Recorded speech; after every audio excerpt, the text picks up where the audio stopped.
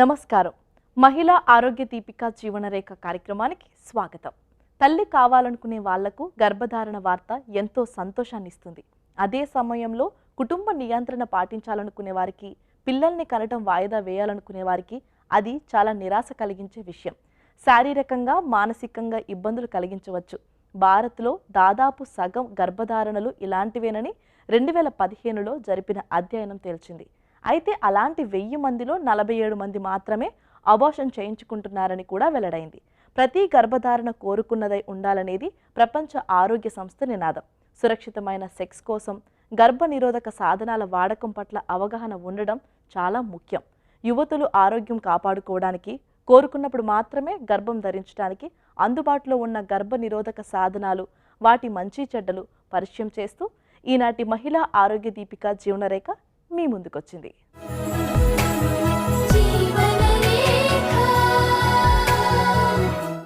భార్యాభర్తలిద్దరూ రకరకాల కారణాల దృష్ట్యా పిల్లల్ని ఎప్పుడు కనాలో ఒక నిర్ణయం తీసుకుంటారు. కానీ అనూహ్యంగా గర్భధారణ జరిగిపోవచ్చు.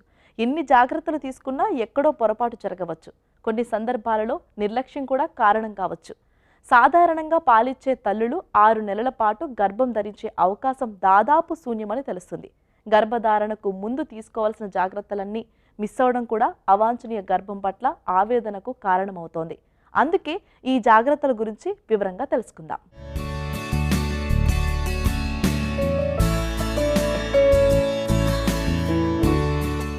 జనాభా నియంత్రణ కోసం గర్భనిరోధక సాధనాల వాడకం అనేది ఎక్కువగా ప్రచారమైంది. అయితే గర్భనిరోధక సాధనాలు కేవలం జనాభా నియంత్రణకు మాత్రమే కాదని, కోరుకున్నప్పుడు కనడానికి, సురక్షితమైన సెక్స్ ద్వారా ఆరోగ్యాన్ని కాపాడుకోవడానికి కూడా అని ఆ తరువాత కాలంలో గుర్తించారు. మరో కోణంలో చూసినప్పుడు గర్భధారణ జరిగాక గర్భం వద్దనుకుని అబార్షన్ చేయించుకోవటం అన్నది మహిళ ఆరోగ్యానికి చాలా ఇబ్బందికరం. నైతిక కోణంలో పెళ్లికి ముందు సెక్స్ మంచిది కాదనే అభిప్రాయం ఉన్నప్పటికీ యువత తొందరపాటు గర్భధారణకు దారి తీయకుండా ఉండటానికి కూడా గర్భనిరోధక సాధనాల వాడకం తప్పనిసరి. కొత్తగా పెళ్లైన వారు కొంతకాలం పాటు పిల్లల్ని కనకూడదని అనుకున్నప్పుడు వారి శృంగార జీవితానికి ఇబ్బంది లేకుండా ఈ గర్భనిరోధక సాధనాలు అందుబాటులో ఉంటాయి. అదేవిధంగా కాన్పుకు మధ్య విరామం ఉండటానికి కూడా ఇవి అవసరం. ఎయిడ్స్ లాంటి ప్రాణాంతకమైన వ్యాధులు ఒకరి నుంచి మరొకరికి సంక్రమించకుండా చూడడానికి కూడా ఈ సాధనాలు పనికొస్తున్నాయి. డెలివరీ తర్వాత యాక్చువల్గా ఏమవుతుందంటే ఒక 6 వీక్స్ వరకు పోస్ట్ పార్టమ్ పీరియడ్ అంటారు. అప్పుడు ఏంటంటే బ్లీడింగ్ అవుతుంది, బేబీ కొత్తగా పుట్టడం జరుగుతుంది కనుక నియోనేటల్ బేబీ తోటి చాలా మటుకు నార్మల్ డెలివరీలో కానీ కుట్ల నొప్పి ఉంటుంది. దాని తర్వాత సిజేరియన్ అయిందనుకోండి, సిజేరియన్లో కూడా అంటే కొద్దిగా రెస్ట్, స్టిచెస్ అవన్నీ మానడానికి ఒక 2 మంత్స్ 3 మంత్స్ పట్టొచ్చు. బట్ మామూలుగా ఏంటంటే ఒక 6 వీక్స్ తర్వాత they can actually participate in the normal reproductive life అంతా లీడ్ చేయొచ్చు.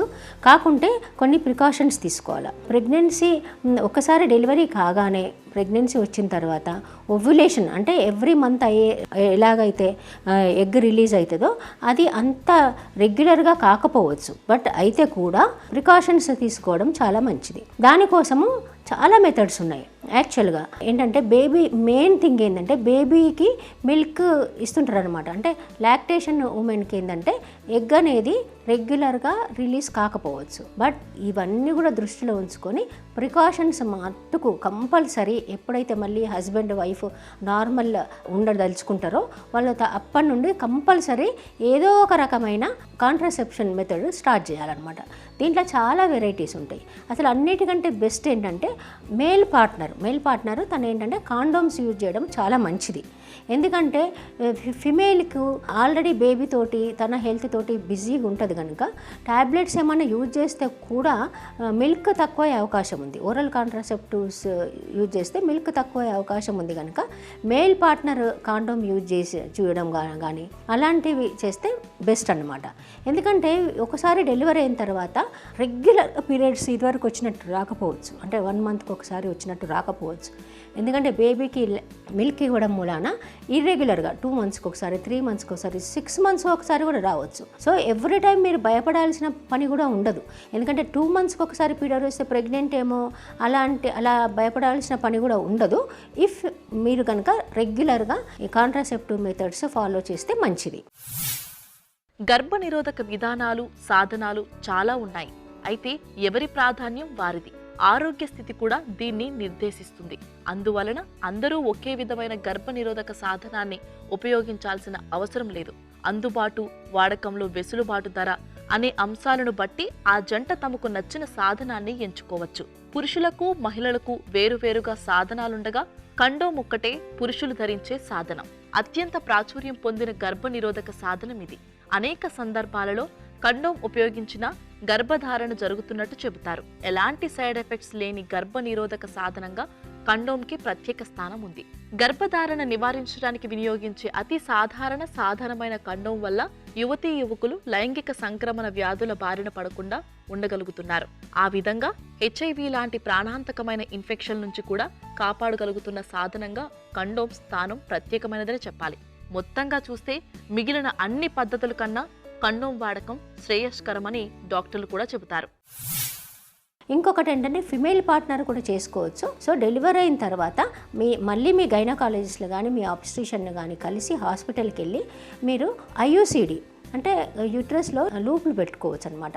లూప్ పెట్టుకోవడం వలన చాలా అడ్వాంటేజెస్ ఉన్నాయి. యాక్చువల్గా ఇది ఒకసారి పెట్టుకుంటే మీరు 6 ఇయర్స్ వరకు 5 ఇయర్స్ వరకు మళ్ళీ బేబీ మధ్యన కావాలంటే 2 ఇయర్స్ తర్వాత కూడా తీసేసుకోవచ్చు అనమాట. కాకుంటే ఏంటంటే దీని వలన ఇంకా ఈ కాలంలోనైతే చాలా అడ్వాంటేజెస్ ఉన్నాయి. ఇది వేసుకోవడం వలన మీరు బేబీకి రెగ్యులర్గా ఫీడింగ్ చేయొచ్చు. మీకు సపోజ్ బ్లీడింగ్ ఇదివరకు ఎక్కువైంది అనుకోండి, పీరియడ్స్ కూడా రెగ్యులర్గా అవుతాయి, బ్లీడింగ్ కూడా నార్మల్గా అవుతుంది, ఎక్కువ కాదనమాట ఈ లిప్పిస్ లూప్ వేసుకోవడం మూలాన. సో దీంట్లో ఏమన్నా ప్రాబ్లం ఉంటే మళ్ళీ మీరు డాక్టర్ని కలవచ్చు. సో ఇంకొకటి ఓరల్ కాంట్రాసెప్టివ్ పిల్స్ ఉంటాయి. ఇందాక లూప్ గురించి మాట్లాడుకున్నాం. నెక్స్ట్ ఓరల్ కాంట్రాసెప్టివ్ పిల్స్ పిల్లలు కాకుండా వేసుకోవడం. బట్ ఇవి వేసుకోవడం వలన ఏమవుతుందంటే మీకు బేబీకి ఫీడ్ చేయడము అంటే బ్రెస్ట్ మిల్క్ అమౌంట్ తక్కువ కావచ్చు. సో అందుకని రెగ్యులర్గా ఏమి అడ్వైజ్ చేస్తామంటే అయితే హస్బెండ్ కాండోమ్ వాడాలి, లేదంటే కాయిటస్ ఇంటరప్టస్ అలాంటిది ప్రాక్టీస్ చేయాలి. ఎందుకంటే సేఫ్ పీరియడ్ అనేది డెలివరీ అయిన తర్వాత పెద్ద యూజ్ ఉండదు. ఎందుకంటే ఎప్పుడు ఓవ్యులేషన్ అవుతుందో ఎప్పుడు పీరియడ్ వస్తుందో మనకు తెలియదు కనుక సేఫ్ పీరియడ్ అనేది దాని మీద డెఫినెట్గా మనము ఫోకస్ చేయడానికి వీలు ఉండదు. సో అయితే మీరు లూప్ వేసుకోండి, లేకపోతే లో డోస్ పిల్స్ అని దొరుకుతాయి. అంటే దాంట్లో అవి వేసుకోవడం మూలాన మిల్క్ కూడా తక్కువ కాదు. లేకపోతే 3 మంత్స్కి ఒక ఇంజెక్షన్ ఉంటుంది. ఆ ఇంజెక్షన్ 3 మంత్స్కి ఒకసారి మీరు డాక్టర్ దగ్గరికి వెళ్ళి వేసుకుంటే మళ్ళీ మీకు 3 మంత్స్ వరకు ప్రెగ్నెన్సీ రాదు. దానివల్ల చాలా అడ్వాంటేజెస్ ఉంటాయి. బ్లీడింగ్ కూడా అంత ఎక్కువ కాదు. సో ఇలా రకరకాలైన అడ్వాంటేజెస్ ఉంటాయన్నమాట. మహిళలు వాడగలిగే గర్భనిరోధక సాధనాలలో ముఖ్యమైనది గర్భనిరోధక మాత్రలు. ఇవి అండోత్సర్గ ప్రక్రియను ఆపి గర్భం రాకుండా ఆపుతాయి. అయితే గర్భనిరోధక మాత్రల వాడకం అనేక రకరకాల దుష్ప్రభావాలను కలుగచేస్తాయి. వికారం, తలనొప్పి, కడుపు ఉబ్బరం, తీవ్ర రక్తస్రావం, రొమ్ముల సున్నితత్వం, శరీరంలో నీరు చేరడం లాంటి లక్షణాలు కనబడతాయి. మరో ఉత్తమ గర్భనిరోధక పద్ధతి గర్భనిరోధక ఇంజెక్షన్. గర్భనిరోధక మాత్రల కన్నా దీనివల్ల తక్కువ దుష్ప్రభావాలుంటాయి. ఇందులో ప్రొజెస్ట్రాన్ అనే హార్మోన్ ఉంటుంది. హార్మోన్ సంబంధిత సమస్యలతో బాధపడుతున్న వారు మాత్రం డాక్టర్ సలహా ప్రకారం నడుచుకోవాలి. గర్భనిరోధక మాత్రలు మరియు ఇంజెక్షన్ రూపంలో కాకుండా అంతర్గత గర్భాశయ పరికరాలు వాడవచ్చు. వాటినే IUDలు అంటారు. ఇది ప్రాథమికంగా ఒక T ఆకారపు పరికరంలా ఉంటుంది. ప్రత్యేకంగా శిక్షణ పొందిన డాక్టర్లు దీన్ని గర్భాశయంలోకి చొప్పిస్తారు. ఇది 5 నుండి 10 సంవత్సరాల వరకు గర్భాన్ని నిరోధించడంలో సహాయపడుతుంది. అయితే ఈ పరికరం కూడా కొన్ని దుష్ప్రభావాలు చూపుతుంది. శస్త్రచికిత్స ద్వారా దీనిని తొలగించాల్సిన అవసరం ఉంటుంది. వెజైనల్ రింగ్ అనేది హార్మోన్స్ నిండిన రింగ్ వలె ఉంటుంది. ఇది గర్భ నిరోధకంగానే కాకుండా మహిళలకు ఇతర దుష్ప్రభావాలు లేకుండా రక్షణ అందిస్తుంది. ఈ కాంట్రాసెప్టివ్ పిల్స్ వాడే ముందు కొన్ని చూసుకోవాలన్నమాట. వాళ్ళకి డయాబెటీస్ ఉండొద్దు, థైరాయిడ్ ఉండొద్దు, మరీ ఒబేసిటీ ఉండొద్దు, ఇవన్నీ ప్రాబ్లమ్స్ ఉంటాయి. సో ఈ టాబ్లెట్స్ వేసుకోవడం కూడా వలన వాళ్ళకి ఏంటంటే కొంతమందికి మధ్యన కొద్దిగా బ్లీడింగ్ కనిపిస్తుంటుంది. సో ఈ కాంట్రాసెప్టివ్ టాబ్లెట్స్ వాడడం మూలన ఈ లూప్స్ వేసుకోవడం వలన వాళ్ళకి ప్రెగ్నెన్సీ ఎప్పుడు కావాలంటే అప్పుడు మళ్ళీ రివర్సల్ మెథడ్స్ ఇవన్నీ. వీటితో పాటు ఇంకా ఇప్పుడు కొత్త కొత్త మెథడ్స్ కూడా వచ్చినాయి, లైక్ ఇంప్లాంట్స్. సో ఈ ఓరల్ కాంట్రాసెప్టివ్ పిల్స్ వాడడం మూలాన ఏంటంటే మెయిన్ థింగ్ మర్చిపోవడం. రోజు కంపల్సరీ వేసుకోవాలి కదా ఇవి. సపోజ్ ఎప్పుడన్నా ఒక రోజు మర్చిపోతే అది నెక్స్ట్ 2 ట్యాబ్లెట్లు వేసుకోవచ్చు. 2 రోజులు మర్చిపోతే మాత్రం 3 ట్యాబ్లెట్లు ఒకసారి వేసుకోరాదు. ఇవి వాడడం వలన కొద్దిగా వామిటింగ్, నాజియా, హెడేక్, కొద్దిగా తల తిప్పినట్టు అలా అవుతుంది. కొద్దిగా అపెటైట్ కూడా తక్కువ అవుతుంది. కొంతమందికి ఏమో వెయిట్ లాస్ అవుతుంది, కొంతమందికి ఏమో వెయిట్ పుట్ ఆన్ అవుతుంది. కానీ ఇవి ఏంటంటే బెస్ట్, అంటే స్పేసింగ్ ఫర్ చిల్డ్రన్కి అయితే ఇది చాలా మంచి మెథడ్ అనమాట, ఈ కాంట్రాసెప్టివ్స్ యూజ్ చేయడం వల్ల. ఇంకో మెథడ్ ఏమున్నదంటే అంటే మార్నింగ్ ఆఫ్టర్ పిల్. ఎప్పుడన్నా అది యాక్సిడెంటల్గా మీరు కనుక పార్టిసిపేట్ చేస్తే మీకు డౌట్ వస్తుంది, ప్రెగ్నెన్సీ డౌట్ వచ్చిందంటే దానికి ఎమర్జెన్సీ కాంట్రాసెప్టివ్ పిల్ అని కూడా దొరుకుతుంది. అది ఏంటంటే అది చాలా సింపుల్. మీరు డాక్టర్ని వెళ్ళి కలిస్తే మీకు ఇంజెక్షన్ కానీ పిల్లు కానీ ఇస్తారు. దాంతో ఆ మంత్ ప్రెగ్నెన్సీ మీరు అవాయిడ్ చేయొచ్చు. అవాంఛనీయ గర్భాన్ని నిరోధించడానికి తీసుకోవాల్సిన ముందు జాగ్రత్త చర్యలు అనేకం ఇప్పుడు అందుబాటులోకి వచ్చాయి. అందువలన కాన్పు కాగానే మళ్ళీ పిల్లల్ని కనాలనుకునేదాకా గర్భం నివారించడానికి తగిన పద్ధతులు పాటిస్తారు. అలా ఆలోచించే జంటలకు అనేక రూపాల్లో గర్భ నిరోధక సాధనాలు ఉన్నాయి. అయితే ఏది సురక్షితం, ఏది సులభం, ఏది దీర్ఘకాలంలో పనిచేస్తుంది, దేని వలన దుష్ఫలితాలు కనబడతాయి అనే అంశాల ఆధారంగా జంటలు తమకు అనువైన సాధనాలను ఎంచుకోవచ్చు. గర్భనిరోధక సాధనాల పట్ల అవగాహన ఎంత మెరుగ్గా ఉంటే ఫలితాలు కూడా అంతే సక్రమంగా ఉంటాయి. సమాజంలో మధుమేహ వ్యాధిగ్రస్తుల సంఖ్య బాగా పెరుగుతూ ఉంది. అలాగే గర్భిణీలలో మధుమేహం కూడా బాగా పెరుగుతూ ఉంది. అందువలన గర్భధారణ తర్వాత ఖచ్చితంగా మధుమేహ పరీక్ష చేయించడం తప్పనిసరి. అయితే గర్భవతుల్లో 2 రకాల మధుమేహం చూడవచ్చు. గర్భం ధరించడానికి ముందే మధుమేహం ఉంటే దానిని ప్రీ జెస్టేషనల్ డయాబెటీస్ అంటారు. గర్భధారణ జరిగిన తర్వాత మధుమేహం ఉన్నట్టు మొదటిసారిగా తేలితే దానిని జెస్టేషనల్ డయాబెటీస్ అంటారు. చాలామంది మహిళలకు గర్భధారణ సమయంలో వచ్చే మధుమేహం కాన్పు తర్వాత తగ్గిపోతుంది. కార్యక్రమంలో ఇప్పుడు సమస్య సలహా చూద్దాం.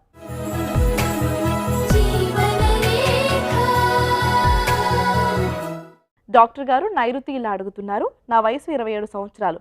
నాకు ఈ మధ్యనే బాబు పుట్టాడు. డెలివరీ అయ్యి 2 నెలలు అవుతుంది. అయితే గర్భిణీలు, బాలింతలు కరోనా టీకా తీసుకోవచ్చా? నేను బాబుకి పాలు పడుతున్నాను కాబట్టి టీకా తీసుకుంటే మంచిదని ఆలోచిస్తున్నా. మరి బాలింతలకు టీకాలు ఇస్తున్నారా? టీకాలు తీసుకున్న తర్వాత ఏమేం జాగ్రత్తలు తీసుకోవాలి తెలియచేయండి అని అడుగుతున్నారు. నైరుతి గారు, ఇప్పుడు కరోనాకి టీకా అన్నది మనకి ఆర్సిఓజీ గైడ్లైన్స్ ప్రకారం కనుక చూసుకుంటే మనకి ఓన్లీ ప్రెగ్నెన్సీ ఏదైతే హై రిస్క్ ఉందో, లైక్ కార్డియాక్ డిసీజ్ కాంప్లికేటెడ్ కానీ, లేకపోతే వాళ్ళకి డయాబెటీస్ ఉండడం కానీ, లేకపోతే క్యాన్సర్ కాంప్లికేటింగ్ ప్రెగ్నెన్సీ కానీ, లేకపోతే అనీమియా కాంప్లికేటింగ్ ప్రెగ్నెన్సీ కానీ, ఇట్లాంటివి సివియర్ ఫార్మ్స్ ఆఫ్ ప్రెగ్నెన్సీ ఉంటేనే వాళ్ళకు మాత్రమే సేఫ్ సైడ్లో ఉండడానికి కరోనా వ్యాక్సిన్ అన్నది ఇస్తున్నామండి. అంతేగాని నార్మల్ ప్రెగ్నెంట్ ఉమెన్కి కానీ, లేకపోతే బాలింతల మీద కానీ ఎటువంటి ప్రూవెన్ స్టడీస్ లేవండి. సో మనము స్టడీస్ అప్రూవల్ లేకుండా మనం టీకా తీసుకోవడం అన్నది మంచి విషయం కాదు. ఒకవేళ కనుక కరోనా వచ్చినా కూడా కరోనా వచ్చిన బాలింతలకి పాలు ఇవ్వడం అన్నది మనకి కాంట్రా ఇండికేషన్ ఏం కాదండి. మనం మాస్క్, ఇన్ఫెక్షన్ వచ్చినా కూడా మాస్క్, శానిటైజర్, ఇంకొకటి డిస్టెన్సింగ్ అన్నది మెయింటైన్ చేసుకుంటూ కూడా మనము శిశువుకి పాలు ఇవ్వడం అన్నది సజెస్టబుల్ అండి. సో టీకాలు తీసుకున్నవి స్టడీస్ లేవు కాబట్టి ఇప్పట్లో అయితే ఎటువంటి బాలింతలకి మనము రికమెండేషన్ ఇవ్వట్లేదు. డాక్టర్ గారు, వీణావాణి ఇలా అడుగుతున్నారు. మా పాప వయసు 20 సంవత్సరాలు. పాపకు చాలా కాలంగా పీరియడ్స్ రెగ్యులర్గా రావడం లేదు. 2-3 సార్లు డాక్టర్కి చూపించాము. వెళ్ళినప్పుడల్లా మందులు ఇస్తున్నారు, కానీ పీరియడ్స్ మాత్రం రెగ్యులర్గా రావడం లేదు. ఈ విషయంలో మీ సలహా తెలియచేయండి అని అడుగుతున్నారు. వీణావాణి గారు, మీ పాపకి 20 సంవత్సరాలు అంటే ఏజ్ మాత్రమే మెన్షన్ చేశారు. పాప హైట్ కానీ, బిఎంఐ కానీ, తను ఏం చదువుతోంది, లేకపోతే ఎటువంటి జాబ్ చేస్తుంది, అంటే కూర్చొని ఉండే జాబ్ అయినా లేకపోతే యాక్టివ్గా తిరిగే జాబా, అట్లాంటివి మీరు ఇంకా ఏమీ మెన్షన్ చేయలేదు. కానీ పాపకి ఇర్రెగ్యులర్ సైకిల్స్ అని మాత్రం మీరు మెన్షన్ చేశారు. ఇర్రెగ్యులర్ సైకిల్స్ అంటే ఫస్ట్ మీరు చేసుకోవాల్సిన టెస్టులు ఏంటంటే ఒక థైరాయిడ్, ఒక ప్రొలాక్టిన్, ఒక ఎఫ్ఎస్హెచ్, టెస్టోస్టిరాన్, ఇంకొకటి fasting sugar and fasting insulin. దీంతోపాటు ఒక అల్ట్రాసౌండ్ పెల్విస్ కూడా చేసుకుంటే మనకి పీసీఓడి అట్లాంటివి ఏమైనా ప్రాబ్లమ్స్ ఉన్నాయా అని మనకు తెలుస్తుంది అనమాట. ఎందుకంటే ఇటువంటి టీనేజర్స్లో ఫ్రమ్ 13 నుంచి 20, 25, 30 ఇయర్స్ వరకు కూడా చాలా కామన్గా 1 in 5 ఆడవాళ్ళలో చూసే ప్రాబ్లం ఏంటి అంటే పీసీఓడి అనమాట. సో ఫస్ట్ మీరు ఈ హార్మోన్స్ చేసి ఒక అల్ట్రాసౌండ్ చేసి మీ పాపకి ఏం ప్రాబ్లం ఉందో సార్ట్అవుట్ చేసుకుంటే దానికి తగ్గట్టు మనం మందులు కనుక ఇచ్చుకుంటే మనం రూట్ కాజ్ని ట్రీట్ చేసిన వాళ్ళం అవుతామన్నమాట. తద్వారా దీంతో పాటు మీ పాప మంచి ఎక్సర్సైజ్ చేసి మంచి డైట్ తీసుకుంటే, ఒక బ్యాలెన్స్డ్ డైట్, ఆ బ్యాలెన్స్డ్ డైట్లో మనకి ప్రపోర్షనేట్గా ఫ్యాట్స్, కార్బోహైడ్రేట్స్, ప్రోటీన్స్ కనుక ఉంటే డెఫినెట్గా మనకి హార్మోనల్ ఇంబ్యాలెన్స్ అన్నది మనము life style modification with the help of మెడిసిన్స్తోని మనము చక్కగా హ్యాండిల్ చేయొచ్చు అనమాట. గర్భిణి తన చక్కెర స్థాయిని కంట్రోల్ చేసుకోగలిగితే పిండంలో కూడా చక్కెర స్థాయి కంట్రోల్లో ఉంటుంది. అందువల్ల గర్భిణి ఎప్పుడూ మధుమేహాన్ని ఆషామాషిగా తీసుకోకూడదు.